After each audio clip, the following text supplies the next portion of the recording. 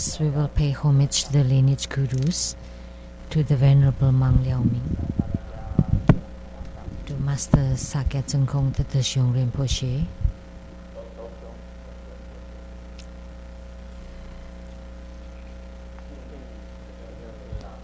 homage to the 16th Karmapa, the Dharma King, and to Master Thupten Tarji. Homage to the three jewels of the altar, and to the main deity of Homa today, the Tantric 5 Jambalas. Simu, all Dharma masters, Dharma educators, Dharma teachers, Dharma lecturers, temple directors, all disciples present here and over the webcast, and our guest of honors today, a very special guest,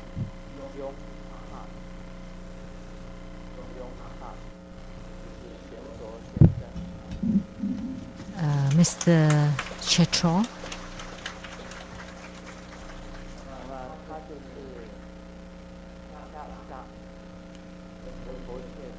He is the attendant to Chakch Rinpoche,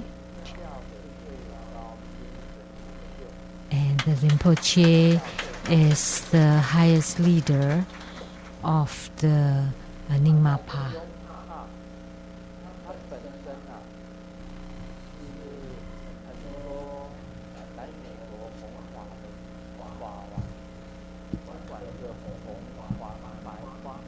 So there are many Dharma kings who are spreading Buddha Dharma in the West, would invite Mr. Chetro as a translator or interpreter.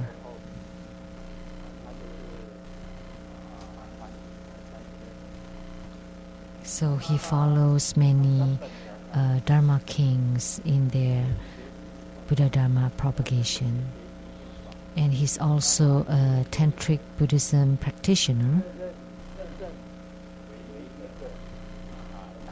And he is also recognized as a reincarnation of Rinpoche, a living Buddha.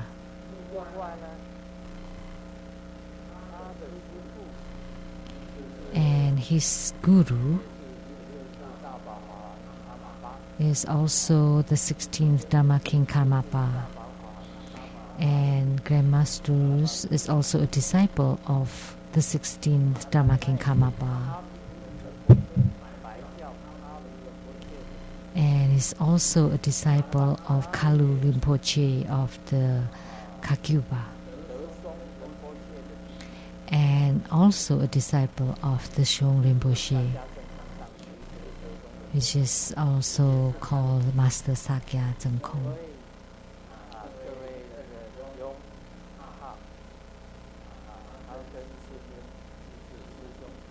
So he is a Dharma brothers of Grandmaster.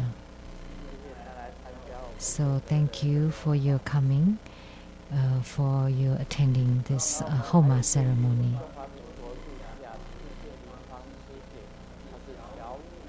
And we also have the advisor to the overseas Chinese compatriots, Ms. Winnie Xie,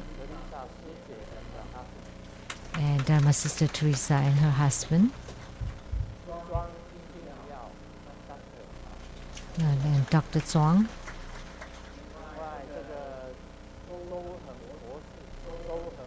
and Dr. Zhou is also a doctor.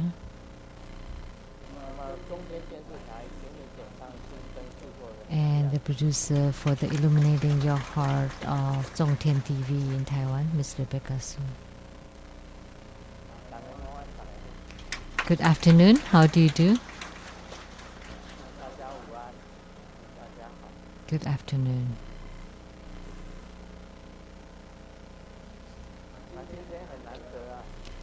Today is a rare opportunity We haven't had Jambala Homa for a while. And typically we always have many people attending Jambala ceremony.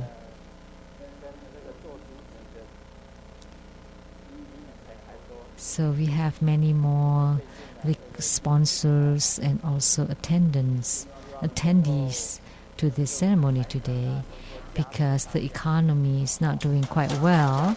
So I wish that the 5 Jambalas would bless everyone.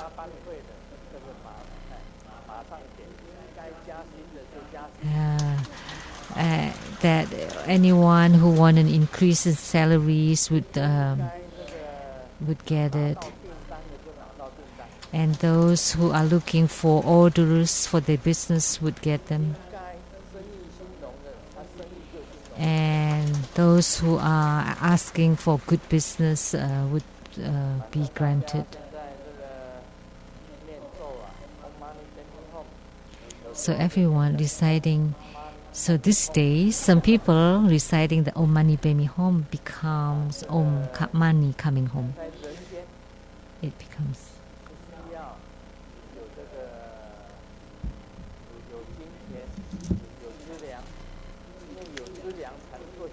So in this world, in the human world, we still need resources, we still need money.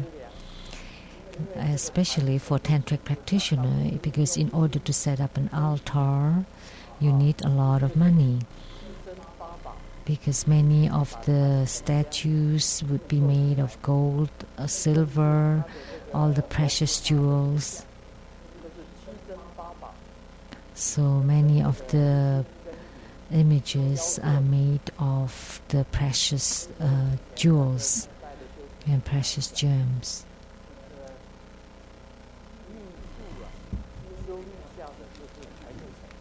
That's why we said in the past that tantric practitioners are typically very wealthy, and the Zen practitioners are typically poor.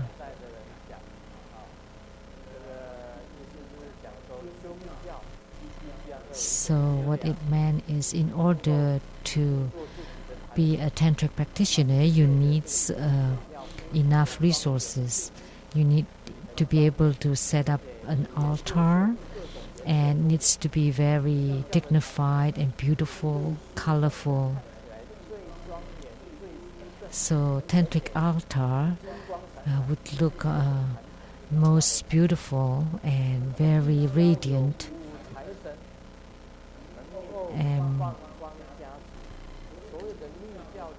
So that's why we need the blessings of the 5 wealth deities, so that each tantric practitioner would need to increase their fortune. So from today on, by participating in the ceremony, your blessings will increase. So if you want to raise in rank, or if you want to get wealthy, or if you want to win a lottery, all of your wishes, let them be fulfilled.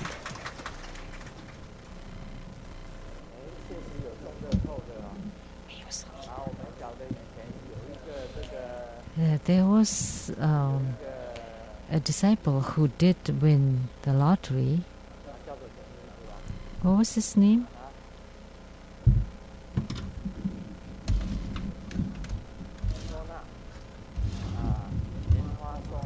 Then the Lotus Sonal.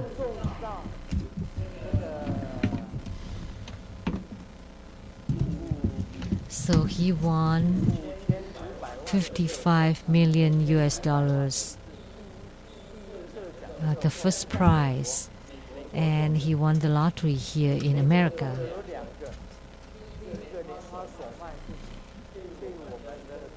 So the Lotus Somai was being chased by many directors of True Buddha chapters, and he didn't dare to come anymore. So no one knew about it first. I wrote it in my book, so many people knew, and they chased after him. Now he didn't dare to come anymore. They asked him to donate to build temples, etc. And then the second disciple told me in secret that I also won a lottery.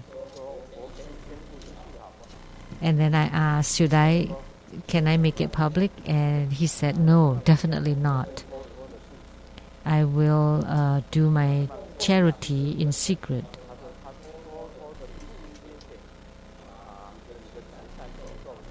They would make donations to a few charitable organizations and use Grandmaster's name.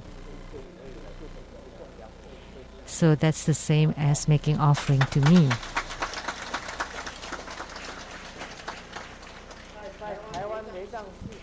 And at the Taiwan Lizang Temple,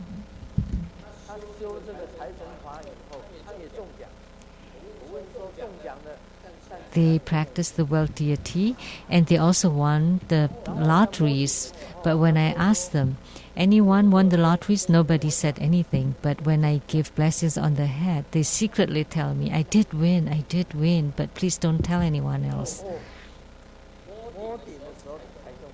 So they told me when I give blessings on the heads, there were many of them at the Taiwan Lizang Temple, and they told me secretly.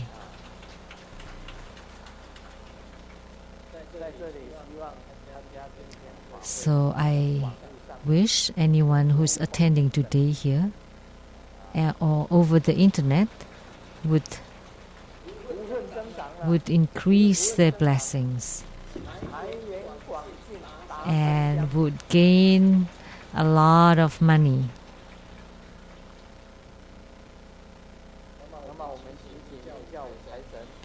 And we pray to the Tantric 5 Jambalas, the yellow Jambala, the red Jambala, the white Jambala, the green Jambala, and the black Jambala. So the Tantric 5 Jambalas,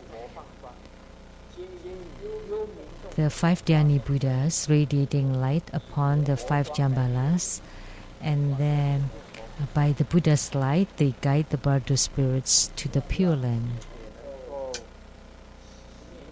We also pray for the eradication of calamities, to increase in our harmonious life, increase our blessings, to increase our wisdom, and all the enemies and ill feelings be gone, be eliminated. So that's the most important part of the Jambala Homa today. Now we will continue to expound on Hevajra.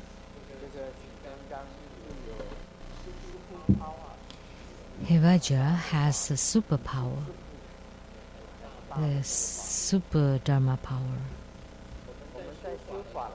So in our tantric practice, we should also visualize his consorts, which is Nairyatma and the 8 great Dakinis. And the consorts represent a kind of wisdom. So when you see in Tantrayana, the Father Tantra is for the convenience or skillful means. And the Mother Tantra represents a kind of wisdom. So the Hevajra's Buddha Mother represent a kind of wisdom. And without Hevajra, they will not be able to attain a real sense of bliss and peace. So Hevajra and his consort and his Buddha Mother and all the consorts, one side represent skillful means, then the other side represent wisdom. And when the skillful means combine with wisdom, that's represent the unions of emptiness and existence.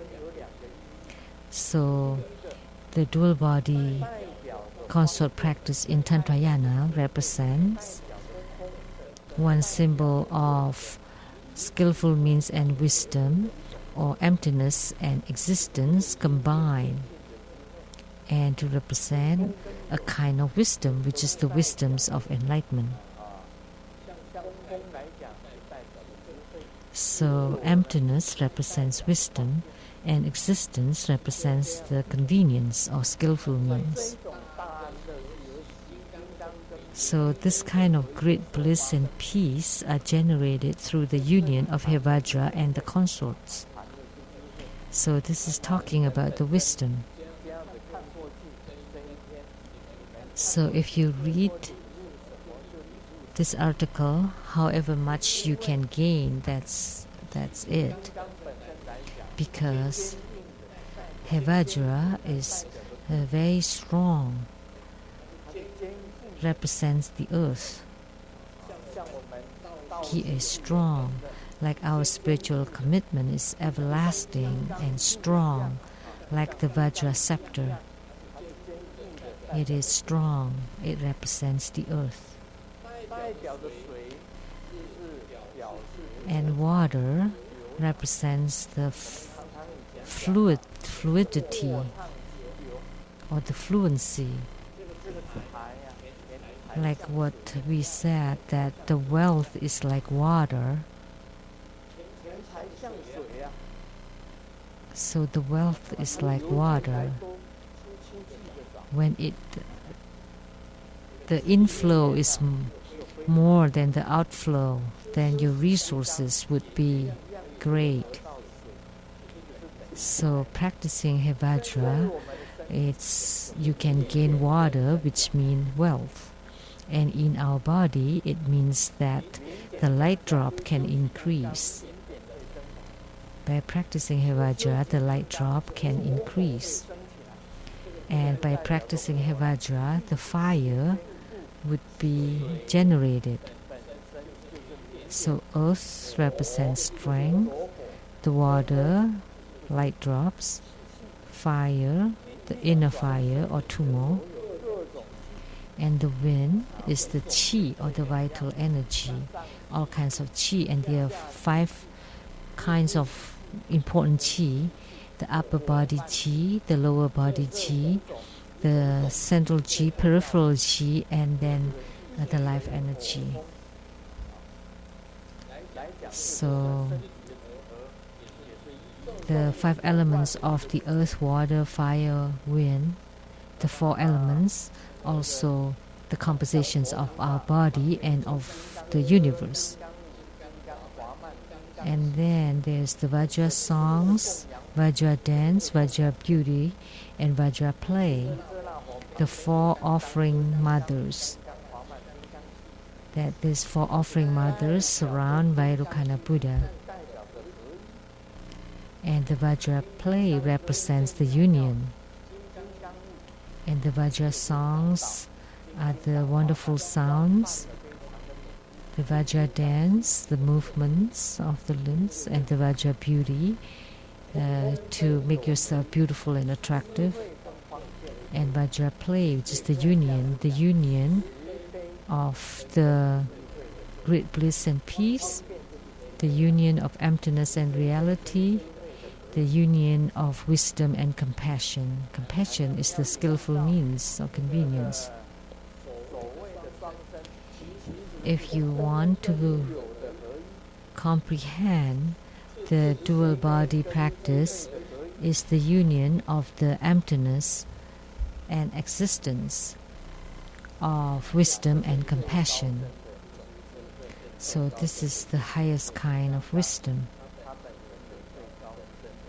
So Hevajra has the highest kind of wisdom. So if you have this supreme wisdom and you can gain enlightenment, then you would be able to gain a great bliss and peace. So the union of emptiness and bliss, the union of convenience and wisdom, the union of momentary and forever, the union of meditation and samadhi, one realizes the perfect enlightenment and break apart all the greed, aggression, delusion, doubts, pride, jealousy. At this moment, the practitioner is the superpower Hevajra, the super deity. Once you obtain the greatest wisdom, then you have no fear. No fear. And you would not go topsy-turvy.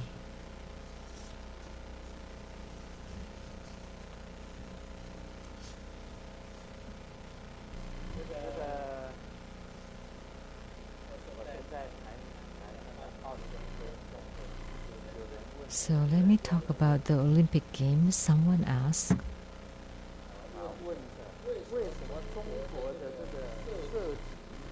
why is the archer of China get great scores?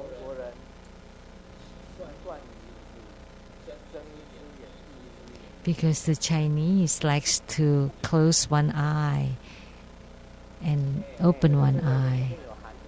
So this has a meaning behind it.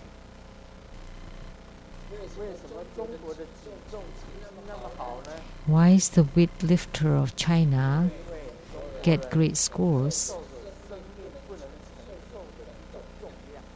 Because Chinese are used to handle the weight of life that's more than one can handle.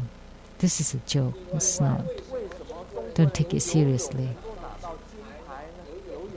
Why are the swimmers of China can win the gold medal? Because the capital, China, Beijing, is a kind of swimming pool. If you don't swim well, then you would lose your life. Because there was a flood in Beijing, so they had to be able to swim.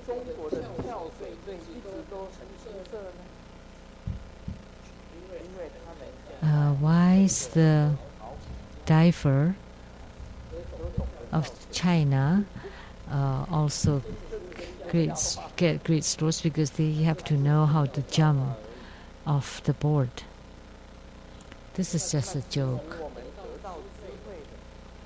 So actually, the one who attained wisdom of Hevajra would have no fear. Why? Because once you enter into the empty nature, there's no topsy-turvy. Then you would have no fear. Your thoughts would be upright. If you don't comprehend empty nature, then most people would not be upright. Once you are not upright, then you would have fear. Once you have fear, then you would get depression.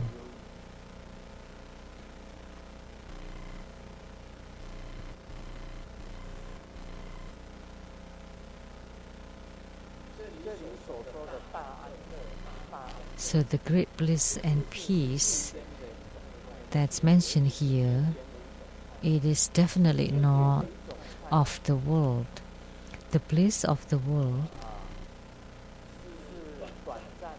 it's momentary.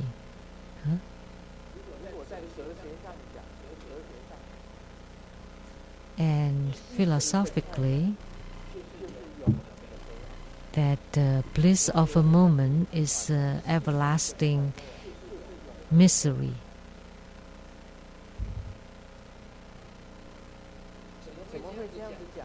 Why would you say it this way? Because when you seek that kind of pleasure, there would be many troubles coming up following it. Because bliss and misery are interconnected. Bliss and sorrows of the world are interconnected. You want bliss, but what you get is miseries. Most people who have been married would experience this. You want to gain happiness, that's why you get married. But what you get may not necessarily be happiness. Sometimes you get sufferings. So the happiness of a moment can result in a suffering for a lifetime. Why? Because there's a baby. Then you would start to have to take care of the baby all your life, and that's the start of suffering. But I cannot say it this way, because building a family is a normal thing. But sometimes some people view it as a suffering. So both for the man and the woman, it could be like that the happiness of a moment can result in the suffering of a lifetime. So let me share another joke.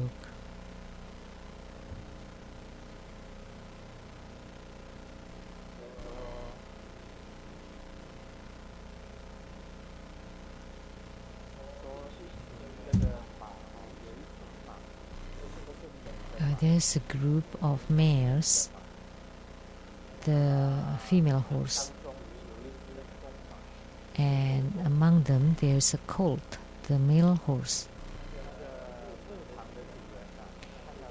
And the farmer, the owner, found that the colt is rather old and he looked tired every day. So he was being replaced by a younger colt. And after a while, the farmer saw the older colt still look very tired. So he asked,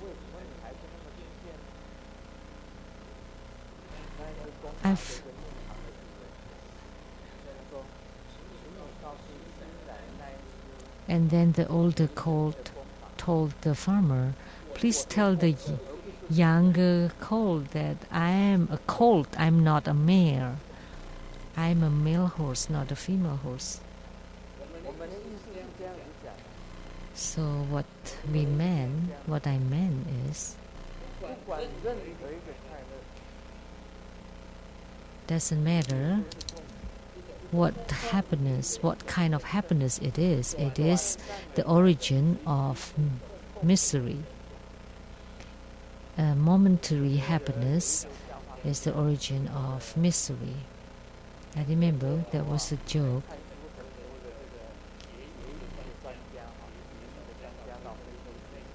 In United Nations, sent a lot of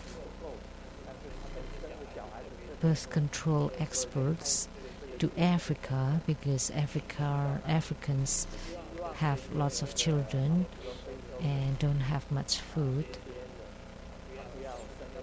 So they are trying to teach the Africans not to have too many children. And then these experts brought the condoms and distributed them, and then educated both the man and the woman. And then they showed it like this with the thumb and how to put the condom on. So now you understand, right? And the Africans say, yeah, okay. And after a year later, they still have lots of children, stayed the same. But didn't I teach you like this, and you pull it down like this and put the condom like this? Of course. Because, yeah, that's how I did it. So I just put it all on my thumbs. So everyone put the condom on their thumbs. That's why they still have the same amount of children. The same number of children. So I found that if you have too many children and you don't have enough food, that's also a kind of suffering.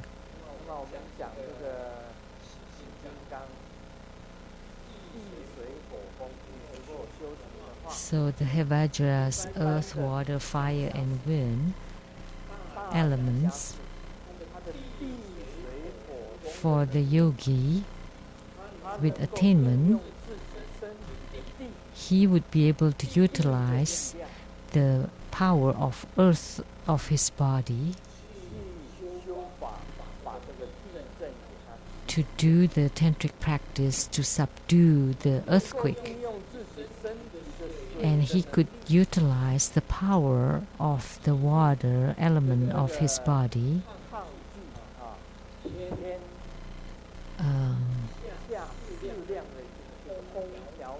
to harmonize the rain and the water. So the rain cannot be too much or too little. And also the wind and the fire. So there must be some warmth or some fire, but there shouldn't be like volcanoes, eruptions, or temperature that's too hot. So he can practice so that he can control all these four elements, and he would have the power as great as Hevajra.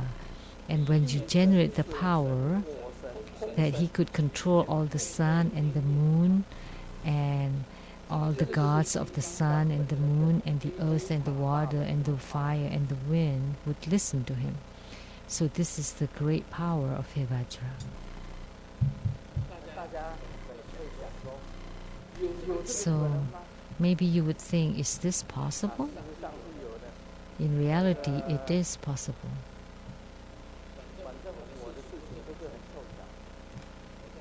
For me, everything is like a coincidence. When I was living in seclusion in Taiwan for 3.5 years, there wasn't even one typhoon arriving in Taiwan. They all diverted. And when I was in Taiwan, there were no disasters. And this year I was in Taiwan till May 27th, and there were not any disasters, whether it's fire, water, earthquake, windstorm, none of them occurred. And then about 2 weeks after I returned to Seattle, there were all kinds of disasters all around Taiwan. So that's a coincidence. So there were many typhoons. As soon as I left Taiwan, but I don't dare to say more. And there will be an earthquake too, but I cannot say it.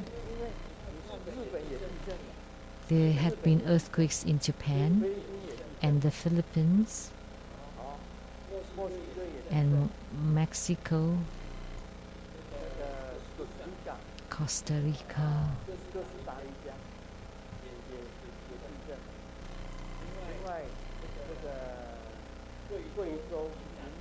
and earthquakes in Yunnan, in mainland China. There are many earthquakes, and Taiwan is between Japan and the Philippines.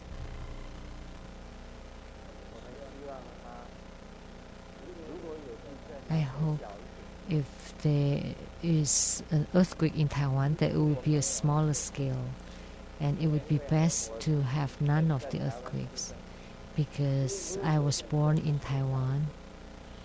So if there should be an earthquake, let it be a small earthquake. But this would be going against the decree of heavens. What should we do? Most earthquakes these days is in the 6+ or 7+ Richter scale. So maybe 5.9. Just a smaller earthquake. So of course I hope that everything would be fine, because this year is the year of the water dragon, so we have all natural disasters of the wind, which is typhoon, and fire, which is the heat, and the flood to the water, and then the earth, which is the earthquake. So isn't it hot this year? Very hot. That's due to the fire. And the wind is typhoon, water, there are floods everywhere, both in mainland China and Taiwan, and earthquake. There are many earthquakes all over the world these days, and they are quite big earthquakes. I wish that all the Buddhas and Bodhisattvas would give blessings so that all of these disasters could be eliminated.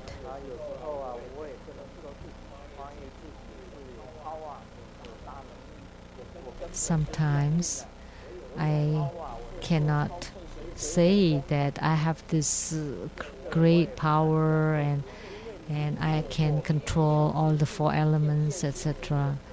Why? Because if I don't see it on the television news, and the problem is the television at my home is often broken, and then when I don't know whether there are any disasters, that's why I often ask you. Because when I learn or when I know of any disasters anywhere, I would do a practice for it.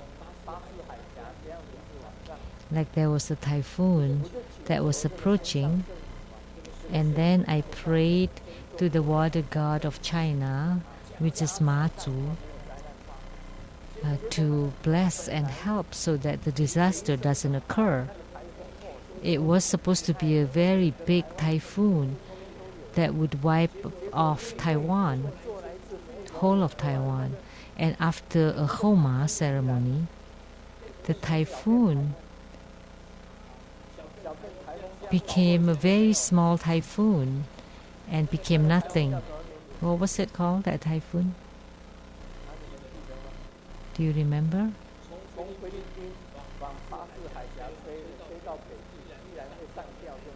So it came from the Philippines toward the north, and it dispersed. They all said that that was the greatest typhoon, but it disappeared. So that may be a coincidence. John and Tom got off school and together used an umbrella, and they are boasting about their fathers. And John said, this morning it was sunny and clear, and yet my dad looked at the sky and then asked me to bring an umbrella, and it turned out it did rain. And then Tom said, when I left home today, my dad looked at the sky and then told me that there's no need to bring an umbrella because John will bring an umbrella and will keep you dry. So we are very divine, like the gods. Starting Monday at 4:30 p.m., I would give spiritual consultations.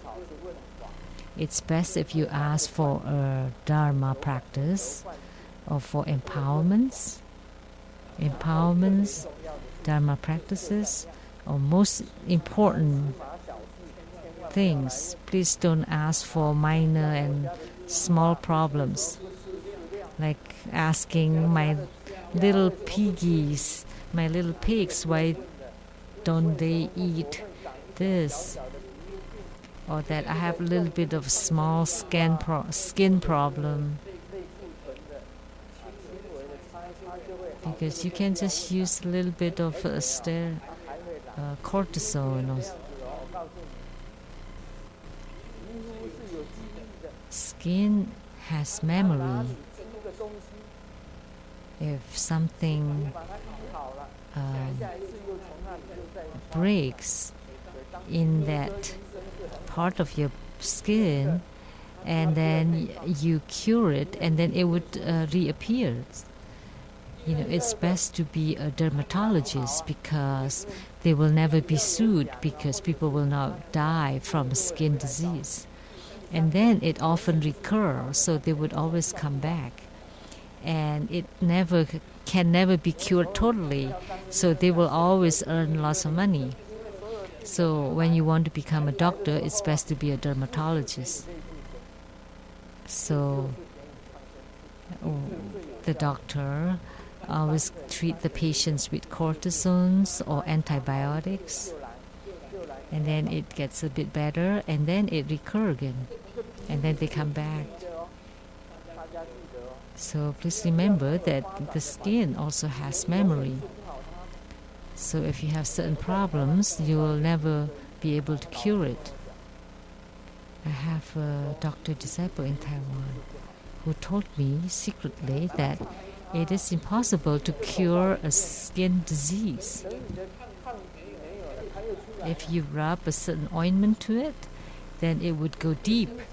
And then when your immune system decreases, then it would recur again. It would happen again. So, sorry that I share this secret of a dermatologist. Is this right, Dr. Zhou? You're a medical doctor, right? Is that right? Right, he said. So you just suppress it.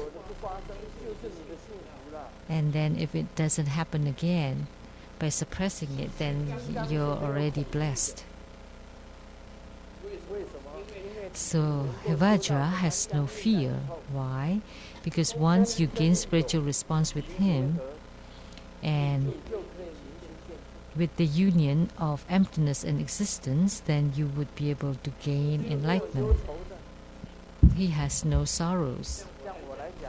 Or the practitioner, like myself, Grandmaster, has no sorrows. Like they said on December 21st, 2012, according to the Mayan calendar, it ends on December 21st, 2012. It doesn't matter whether there would be apocalypse. It doesn't matter because it would be good too, because then we would attain Buddhahood at that time. And the other way you could view it is that it would be equal for everyone.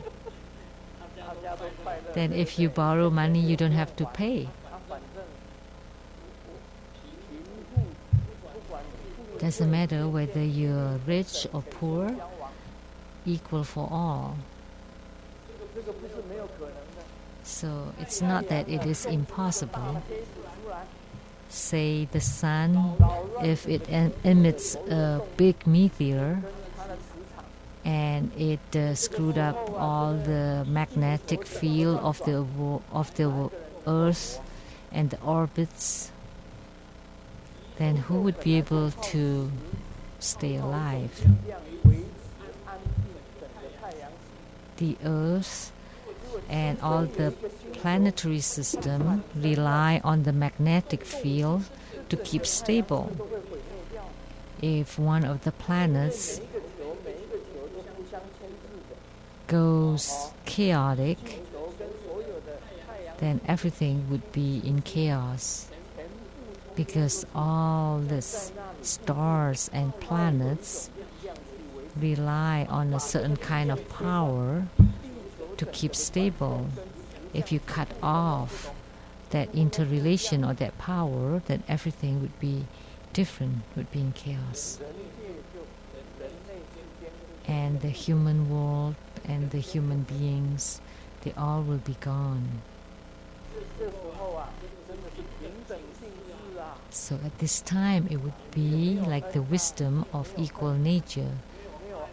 There's no love or hatred, no friends, no enemies, no resentments. Wisdom of equal nature, and it would become the wisdom of mirror-like perfection. If you cultivate spiritually, you can go to the Buddha land, or you can attain Buddhahood in this lifetime. Isn't that a good thing? So the end of the world is a great bliss and peace, but for you, I don't know. I'm a spiritual cultivator.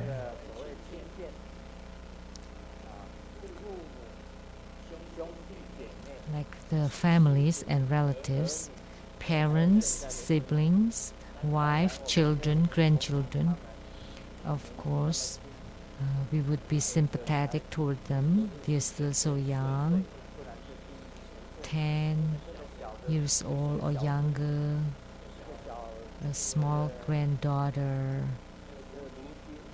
Lucine, and grandson, Jaden. They're still young, but that's fine to be young. They have not comprehended about bliss or suffering. That's fine. So Hevajra has no sorrows, no miseries.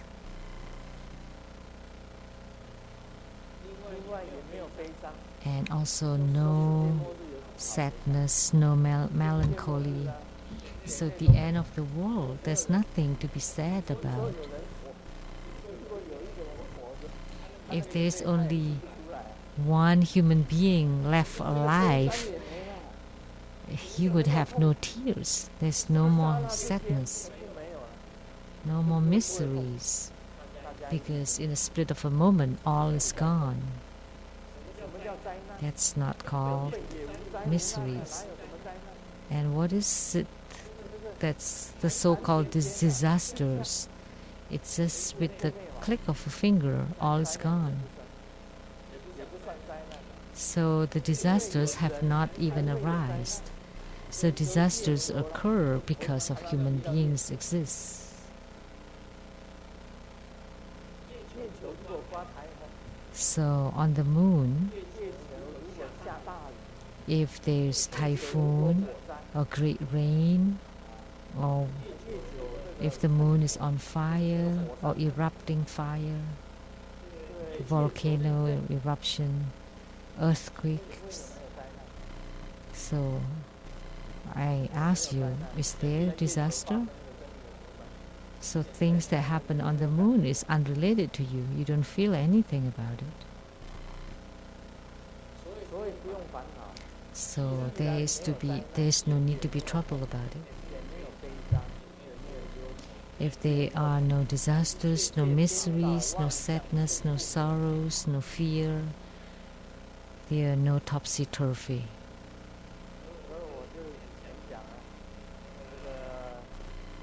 So I've said it in the past. Someone ordered beef noodle soup.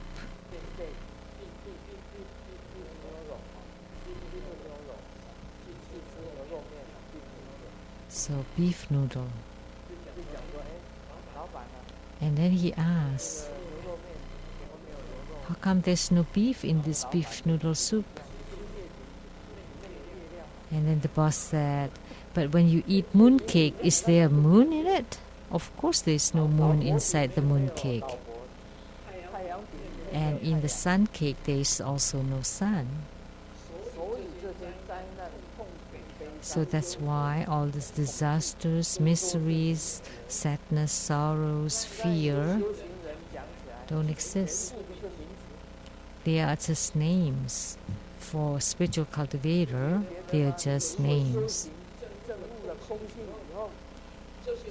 In your spiritual cultivations, when you realize the empty nature, you find that all these things are just names. Once you gain enlightenment, you have no afflictions whatsoever, then you have success in your spiritual cultivation. No disasters, no miseries, no sadness, no sorrows, no fear.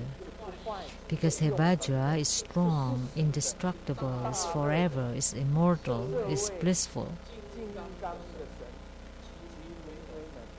This super deity and his consorts comprehend the empty nature, and that all is generated from the empty nature.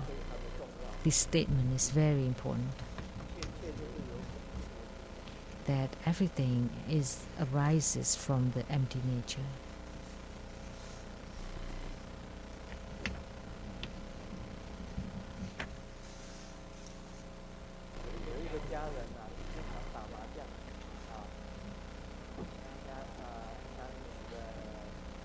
There was a family that liked to play mahjong, the mahjong. And we also call it swimming.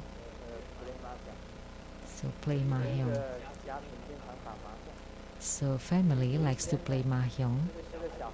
And one day, the kid went to school, and the dad asked the kid to recognize the Chinese character, and he wrote the character for mouth and asked the kid, "What is this character?"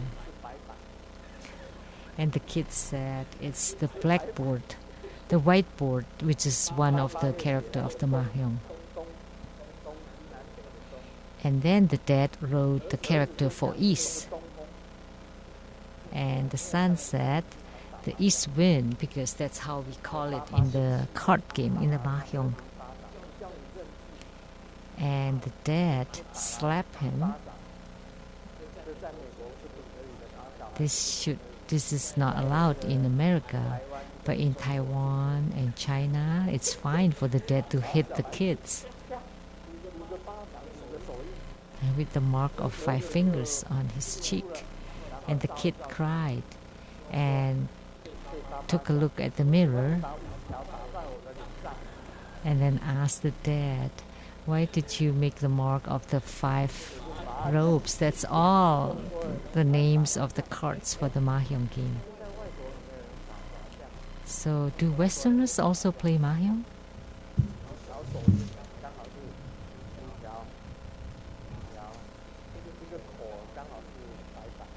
So, those are all the marks of the cards of mahjong.